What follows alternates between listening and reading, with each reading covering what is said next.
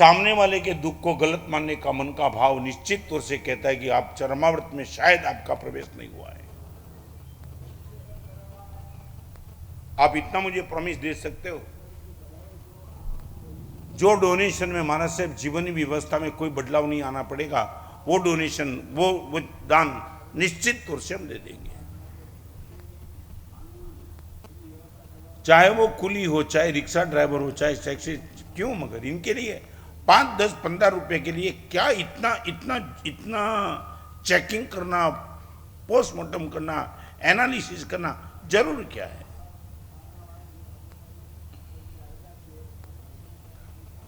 मैं आपकी मेंटालिटी को पूछना चाहता हूं, इसमें जरूर क्या है?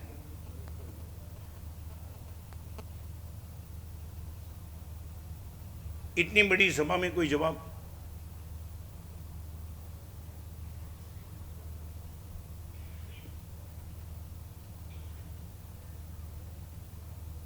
Sudhir, any answer? हाँ, फिर भी एग्जैक्ट होते हो? कारण तो नहीं है, मैं समझ गया। 5-10 रुपया देने लेने में कुछ आपको फर्क नहीं पड़ता है, फिर 10 रुपया शायद उसने ज्यादा मांग दिया या तो तुमने दे दिया, क्यों नहीं? मगर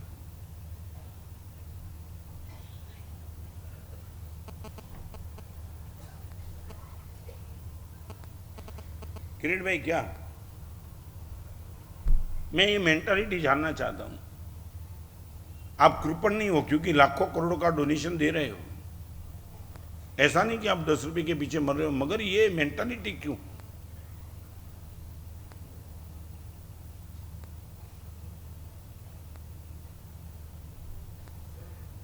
क्या हुआ? इतनी बड़ी सभा में इतना छोटा सा रीजन, ओनली फॉर 10 रुपीज। या तो जीवन की व्यवस्था डिस्टर्ब न हो, वहां तक दुखी के दुख को सच्चा मानेंगे, गलत नहीं मानेंगे, इसमें क्या दिक्कत है?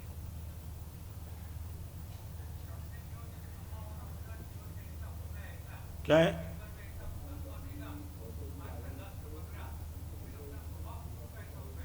स्वभाव हो गया कि बनाया है? हो गया कि आसमान से आया?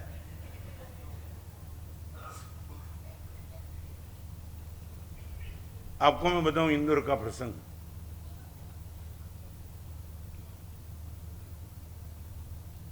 एक लड़का जलगांव से इंदौर गया था और इंदौर में बस स्टैंड से रेलवे स्टेशन करीब होगा, मैं तो कहीं ना देखा बस स्टैंड ना रेलवे स्टेशन देखा, मगर वो जब टैक्सी में बैठने के लिए तैयार था, टैक्सी वाला ने अबाउट रुपया कहा 50। अभी बस स्टैंड से इंदौर का स्टेशन नजदीक होगा तो 30 रुपया ही होगा। जो इंदौर वाला लड़का था उसने वो जलगांव वाले लड़के को कहा, यार 30 ही रुपया है, तू 50 में हाँ क्यों बोल देता है? ये 50 मांग रहे तू हाँ बोल देता है। अभी टैक्सी वाला ने सुन लिया, एक इंदौर वाला, एक जलगांव वाला, एक टैक्सी वाला। तो इंदौर वाला था ये 30 रुपये का, तो नॉर्मल चार्ज 30 का होगा, वो बता दिया है 30 का ही है। ये 50 बोल दिया तो मत दे। ये 20 रुपये के लिए बहस चली, चलो उसमें तो कोई दिक्कत नहीं, मगर वो जो जलगांव वाला लड़का था उसने बोल दिया मैं तो 50 ही दूंगा। भले टैक्सी वाला तू बोलता है 30 ही होता है, मैं 50 ही दूंगा। तुम बोलते हो गुरुदेव इतने प्रवचन के बाद आपको आउटपुट क्या मिल रहा है? मैं वो बताना चाहता हूँ। आउटपुट क्या बताऊँ? जब ये जलगांव वाले लड़के ने कहा मैं तो 50 ही दे दूंगा, 30 नहीं, वो टैक्सी वाला ने जलगांव वाले लड़के के सामने देख करके इतना है कहा, तुमने रत्न शर्मा के प्रवचन सुने लगते हैं क्या? ये रिक्शा वाले और टैक्सी वाले के साथ बार्गिंग नहीं करना, वो इनका ही उपदेश है, तुमने सुना है क्या? और वो लड़के ने हाँ बोल दिया, टैक्सी वाला खुश हो गया। वहां तक नाम पहुंच सकता है 20 रुपये में। एक टैक्सी वाला गुरुदेव का नाम सिर्फ 20 रुपये में ले सकता है। यह सौदा मुफ्त नहीं है क्या? तुम मामू नहीं मानते इनको? मैं ये कहना चाहता हूं, 20 रुपया देने से किसी के चेहरे पे तुम मुस्कान लाते सकते हो? वसूल है तो मेरे रुपये। सिर्फ 15-20 रुपया में इनका चेहरा यदि मुस्कान से भरा जाता है, दे दो मर्दानगी से। दिल्ली गुजरात अपार्टमेंट की शिविर थी, ये प्रसंग चला। दिल्ली वाले ने कहा तुम भले बोलो दिल्ली ठगों की नगरी है। मैं सच बताऊं, दिल्ली दिल वालों की नगरी है। ये तो मेरे दिल वाले पिक्चर चलते हैं, उनकी नहीं बात करता हूं।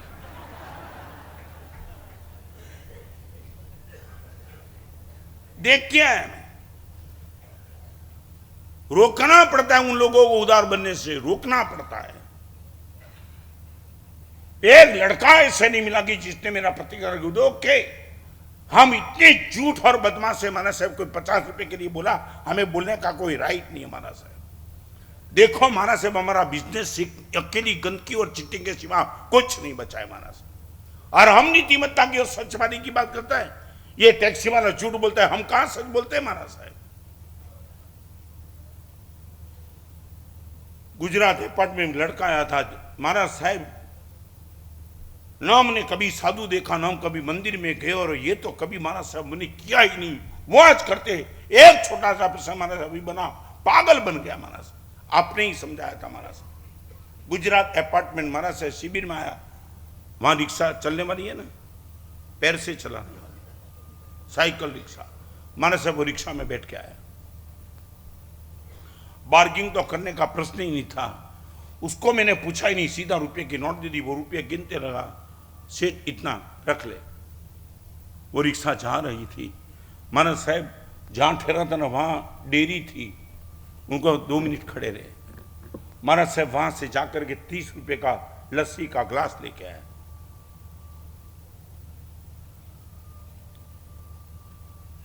मेरी आंख में आंसू थे। रिक्शा वाला देखते रहा, 30 रुपया का ग्लास लाया, रिक्शा वाले को पिला दिया, दोस्त पी ले।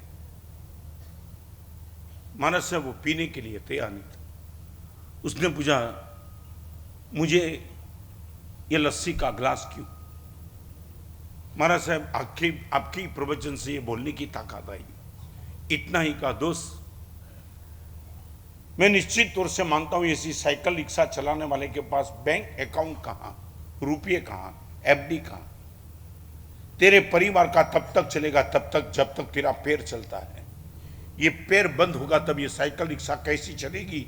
ये हमने गुरुदेव ने प्रवचन में एक बार बोला था। तब से दिमाग में सोच आई, ये साइकिल रिक्शा वाले के पास फ्यूचर की तो कोई व्यवस्था है नहीं, और पैर कभी भी रुक सकते हैं। दोस्त 30 रुपया में कोई ज्यादा नहीं देता हूं, लस्सी तुझे 30 रुपया की तो पिलाई नहीं है, मगर इसके लिए पिलाता हूं, भगवान तेरे पैर को अच्छा रखे, ताकत है। गुरुदेव रो रहा था वो रिक्शा वाला। कंधे पकड़ के रिक्शा वाले ने मुझे कहा, दिल्ली में 35 साल से रिक्शा चलाता हूं, किसी ने मेरे पैर की ऐसी चिंता नहीं की। भाई तुमने की, आपको भगवान 100 साल का करे, और ऐसे उपदेश देने वाले गुरुदेव को 1000 साल का करे। क्या ताकत है तुम्हारी, जो समाचार मुझे रुला सकते हैं, आपको कोई लगता नहीं इसमें।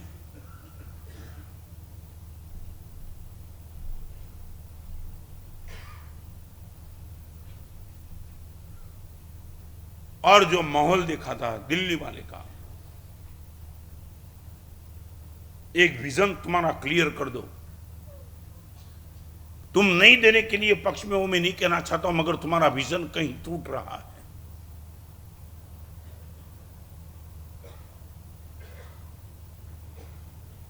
अरियंत सोसाइटी, यार नाम अरियंत था। एक लड़का आ रहा था और उसने क्या कहा मालूम है, 20 लाख की गाड़ी में पीछे महाराज साहब 50 जोड़ी चप्पल लेकर के भी जा रहा हूं। आपके प्रवचन को सुना ना, महाराज साहब गाड़ी लेके जा रहा हूं, 48 की डिग्री में भिखारी के बेटे नंगे पैर महाराज साहब भीख मांगते हैं। पहली बार महाराज साहब वो पैर पे नजर गई, आहा, इस गर्मी में जहां बाहर निकलना टोटली सेंट्रली एयर कंडीशन है महाराज साहब, हमारी गाड़ी बंगला सब कुछ एयर कंडीशनिंग के बीच में, ये 48 डिग्री में महाराज साहब ये लड़के लोग नंगे पैर भीख मांगते हैं। महाराज साहब दौड़ के आते, भीख तो देना नहीं देना ठीक है महाराज साहब, 50 जोड़ी चप्पल एक दिन की रख के घूमता हूं, और जो भी लड़का दिखा पड़े उनको बुलाता हूं, उठाओ पहले चप्पल, भीख तेरी दूर नहीं कर सकता हूं, मगर तेरे पैर की गर्मी तो मैं दूर कर सकता हूं, उठाओ चप्पल। और अभी बात सुन, 20 लाख की गाड़ी में वो चप्पल बूट लेके जा रहा था। उनकी धर्मपत्नी आई थी मेरे पास, महाराज साहब ये जो मनुष्य पुण्य करते हैं, पुण्य में मेरा हिस्सा लगता है क्या? देखो, यहां बैठने वाली माताओं ने कभी अपने पति को ये पूछा है तो याद रखो, ये लड़की पूछ रही है, मानस साहब मेरे पति जो चप्पल बूट बांटते हैं, वो गाड़ी में रोज जाते हैं, रोज बांटते हैं और वो चप्पल बूट बांटते हैं, इनका मुझे कोई प्रॉफिट पुण्य मिलता है? मैं बोला बहन ऐसे तो कैसे मिलता है, जो करेगा उनको मिलेगा। मेरे सामने उसने पति को कहा, ये चप्पल बूट का व्यवस्था आप जैसे करते हो, मैं भी ये चप्पल बूट और कपड़े की व्यवस्था करना चाहती हूँ। पति ने इतना ही कहा, अपने पास एक ही गाड़ी है और गाड़ी लेके मुझे जाना पड़ता है। और पत्नी ने मेरे सामने पति को कन्विंस करा दिया, भिखारी को, गरीब बेटे को नंगे पैर में चप्पल और बूट आ जाए, इसके लिए आप मुझे नई गाड़ी दे के दो। और आपको बताऊं, 14 लाख की नई गाड़ी पति ने पत्नी को इसलिए दी कि भिखारी के लड़के को चप्पल और बूट दे सके। तुम ये सुना है तुमने कभी? 14 लाख की गाड़ी नंगे पैर वाले को चप्पल बूट देने के लिए ये ताकत।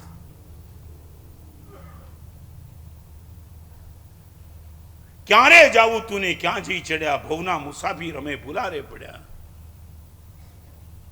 जावा निकला था उगमनी दिशाए, आथमणे में जई रे चढ़िया, भवना मुसाफिर हमें भुला रे पड़ा। महावीर तारा मारत थी हमें लाखों योजन दूर। ये एग्जाम्पल हमने ही सुना था कि खरगोश को बचाने के लिए हाथी मर गया था। हर साल कल्पसूत्र के प्रवचन में मेघ कुमार का प्रश्न, हम कहां हैं? ये है करुणा भाव, कृतज्ञता, कठोरता।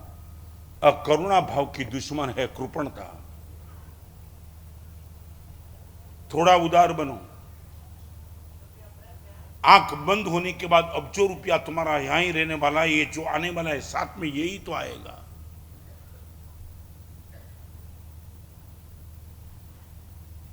सभी के चेहरे आंसू पोंछने की अपनी ताकत नहीं है, मगर कई लोगों के चेहरे पे मुस्कान पैदा करनी वो तुम्हारी ताकत है। मैं ये कहूंगा, सभी के आंसू न पहुंच सको तो किसी के चेहरे पे मुस्कान तो लाओ। और मुस्कान लाने के लिए कोई ज्यादा एक्सपेंस नहीं है, 25, 50, 100, 200, 500 रुपया और चेहरे पे मुस्कान पक्की। करुणा भावना। और लास्ट में है एक माध्यस्थ भावना। परमात्मा के उपदेश से भी सन्मार्ग पर आने की जिनकी योग्यता नहीं है, भगवान के उपदेश से भी यदि सन्मार्ग पे नहीं आया तो गुरु और माँ बाप के उपदेश से सन्मार्ग पे कहां आएगा? दुनिया भर के हर प्रकार का पाप बिंदास वो करते रहता है। यदि ऐसा जीव मेरे देखने में आया, मैंने उनकी वो एक्टिविटी देखी, उन पर मैं तिरस्कार नहीं करूंगा, उनके प्रति माध्यस्थ भाव बना करके इनकी उपेक्षा करूंगा। तिरस्कार करने का राइट अपने पास नहीं है, हम उपेक्षा कर देंगे। बहनों को पूछो, गेहूं साफ करती है, कंकर निकलते हैं, कंकर पर तिरस्कार नहीं करते, बाजू में रख देते हैं और गेहूं साफ कर देते हैं। ऐसे कंकर वाले जो जीव है, उनके प्रति हमारे मन में कहीं तिरस्कार का भाव पैदा न हो, सिर्फ उपेक्षा भाव। वो माध्यस्थ भाव क्या है? उनके पहले ये सुन लो। ऐसे मन में उठने वाले भावों को यदि हम बांटना चाहते, 5 कैटेगरी में मन के भाव को हम बांट सकते। नंबर 1, दुष्ट भाव। क्रोध की मात्रा अति तीव्र। हमने जो पूंजी माना है, उनको बचाने के लिए क्रोध करना पड़े तो क्रोध, वैर करना पड़े तो वैर और हिंसा करनी पड़े तो हिंसा, वहां तक जाने का भाव, यह है दुष्ट भाव। महाभारत के युद्ध में दुर्योधन की मौत होने के बावजूद भीम इनको मारते रहता था। युधिष्ठिर ने भीम को इतना ही कहा, भीम मान लिया कि दुर्योधन गलत था, मार दिया, अभी इनकी डेड बॉडी को इतने पैर से मारना, इतना तिरस्कार का भाव अभी इतना क्यों? अभी तो रुक जाए यार। आपके जीवन में किसी ने आपके जीवन को बहुत डिस्टर्ब कर दिया, वो आदमी शांत हो गया, आप मुझे गारंटी दे सकते हो क्या? जो आदमी जीवन में शांत हो चुका है उनके लिए आप गलत कभी भी नहीं बोलेंगे। जिंदे आदमी की बात नहीं करना चाहता हूं, इस जीवन से चला गया जो, इनकी बात कभी भी निकलेगी गुरुदेव, चाहे मेरे जीवन की हालत उसने बिगाड़ दी, मगर मर गया आदमी, उनके लिए मैं गलत नहीं बोलूंगा। और मरे हुए आदमी के लिए भी यदि गलत बोलने की मानसिकता हमारी नहीं जाती है, यह है दुष्ट भाव। साले को काट देना चाहिए, मार देना चाहिए, ये जो मन में चलते हैं भाव, उनको बोलते हैं दुष्ट भाव। माध्यस्थ भाव, ये दुष्ट भाव की मनाई करना चाहते हैं। चाहे मंदिर तोड़ने वाला हो, इनकी तुम उपेक्षा करो, दुष्ट भाव नॉट अलाउड। नंबर 1 दुष्ट भाव। नंबर 2 कम नुकसान वाला दुर्भाव। दुष्ट भाव नहीं है, सामने वाले को नुकसान पहुंचाने का भाव नहीं है, मगर मन में उनको लेकर के दुर्भाव निश्चित है। साला बदमाश आदमी है, अपने बाप को ओल्ड एज आश्रम में भेज दिया, बड़ी दिक्कत में था, अच्छी बात करता था, मैंने 10 लाख का दे दिया उनको कर्जा, ना बोल रहा है, उनको ठिकाने पाड़ दूंगा, ये भाव शायद नहीं भी है, मगर दुर्भाव तो निश्चित है। ये 2 भाव अध्यात्म जगत के कर्म ग्रंथ का आपको पता नहीं है। उपदेश माड़ा नाम के ग्रंथ में भगवान महावीर के हस्त दीक्षित शिष्य धर्मदास गणी महाराज ने यह स्टेटमेंट दिया है, जम जम समय जीवो आवी सही जेन जेन भावेण तम्मी तम्मी समय सुहास्वम बंदे कमम। जिस समय में जो जीव जो प्रवृत्ति करता है वो नहीं, जो भाव में होता है, ऐसे शुभ के अशुभ कर्म का बंद करता है। प्रवृत्ति नहीं, भाव। परमात्मा के मंदिर में पूजा करते करते भी आपका भाव यदि बिगड़ते ही रहता है तो कर्मबंध प्रवृत्ति के हिसाब से नहीं होगा, भाव के हिसाब से होगा। जम जम समयम जीवो, तो दुष्ट भाव वो नरक गति का कारण बन सकता है, दुर्भाव तिर्यंच गति का कारण बन सकता है।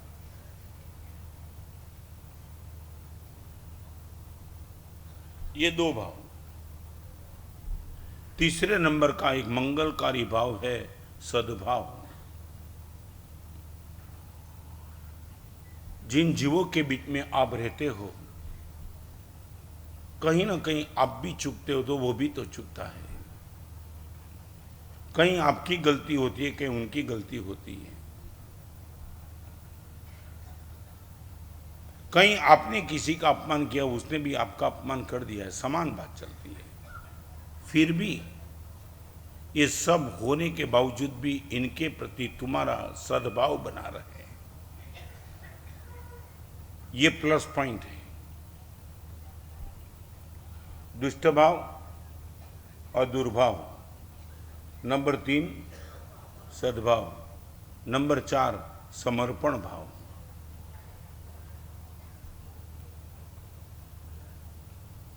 अनकंडीशनली शरणागति। भक्त का भगवान के प्रति, शिष्य का गुरु के प्रति, बेटे का बाप के प्रति, स्टूडेंट का टीचर के प्रति, पत्नी का पति के प्रति, बहन का भाई के प्रति हो सकता है। ये समर्पण भाव की हाइट।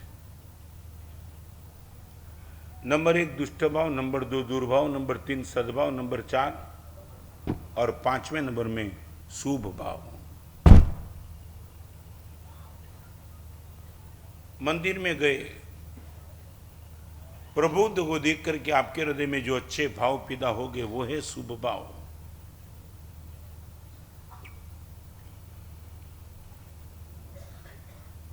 किसी को डोनेशन देते वक्त आपके मन का भाव टॉप पे चला, वो शुभ भाव।